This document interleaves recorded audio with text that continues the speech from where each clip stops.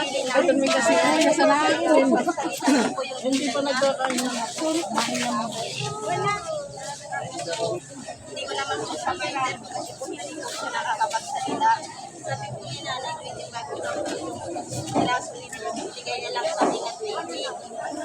Ma'am po nay. Kami po nay ang napag-asa ng pamilyahan.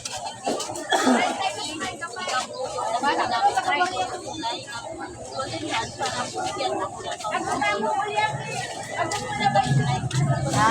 Amo. May na May ibibigay po ako ng nay. yun. May ibibigay po ako sa iyo. Pagkakas na ka?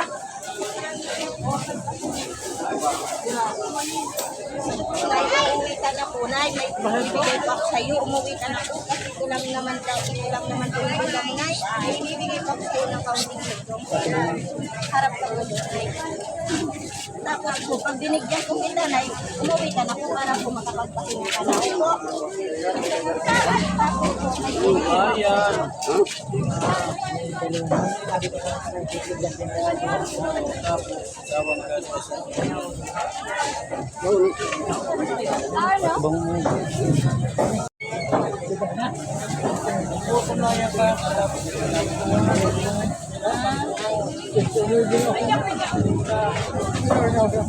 Ayan. Ay, ayaw mo po yan, man. Tagasan po. Kasi Lagay na po ba natin? lagay na pala daw po si nanay. Hindi naman po kasi siya makapagsalita.